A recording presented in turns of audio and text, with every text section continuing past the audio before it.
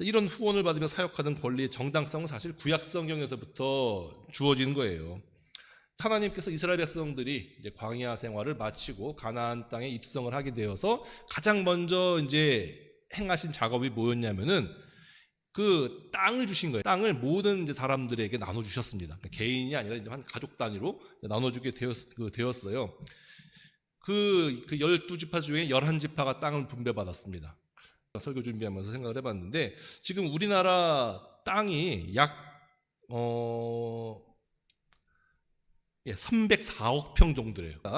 그럼 이것을 이제 인구를 우리나라 한 5천만 정도로 나누면은 한 6평 정도가 지급이 될 수 있는 거예요. 한 사람당 6평 정도가 우리나라 땅이 지급이 되는 건데 뭐 4인 가족으로 환산하면 한 24평 정도.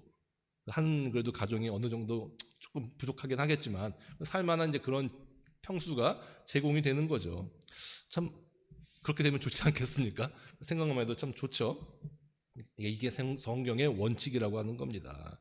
그래서 이 개념을 확장하면 그 성경에서는 모든 국민들의 주거권을 보장을 받아야 된다라고 그렇게 얘기를 하고 있는 거예요. 그 자가 보유자가 아닌 사람들의 소원이 뭡니까? 내 집 마련은 내 집 마련 아닙니까?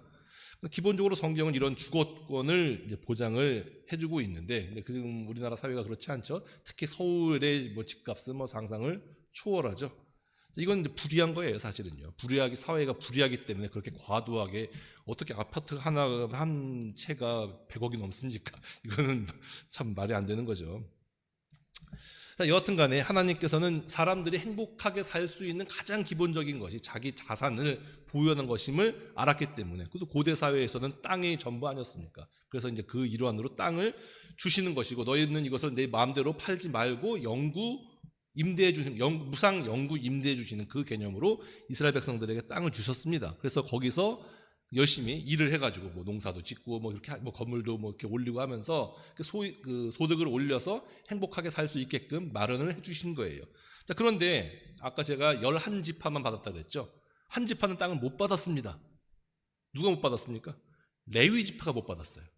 이 성경에서 레위 지파는 어떤 일을 하는 지파였냐면은, 그러니까 다른 지파들은 장사를 하든 농사를 짓든 자기 마음대로 직업 선택을 할 수가 있었지만, 이 레위 지파는 직업 선택의 자유가 없었습니다. 성전을 관리하는 일, 또 제사장으로 사역하면서 각종 이런 종교 예식들을 집례하는 일, 또 백성들을 교육하는 일, 이러한 전문적인 직종의, 그러니까 종교자 그룹이죠. 종교인 그룹에만 일을 할 수가 있었던 겁니다. 그럼 이 사람들은 땅이 제공되지 않았기 때문에, 그럼 이 사람들 먹고 살아야 될 거 아니에요. 다 가족들이 있을 텐데. 그럼 뭐 먹고 삽니까?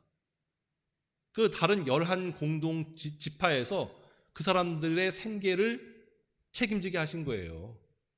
근데 사람들이 그냥 자기 기분에 따라서 주게 하면은 이게 들쑥날쑥하고 이런 생계의 안정이 보장되지 않으니까 이거를 율법화 시키신 거죠. 그게 11조예요. 그래서 11지파, 자기의 자본을 가지고 있는 11지파 사람들이 10의 1조 혹은 그 이상을 내므로써 일단 기본적으로 그렇게 명문화 시킨 겁니다.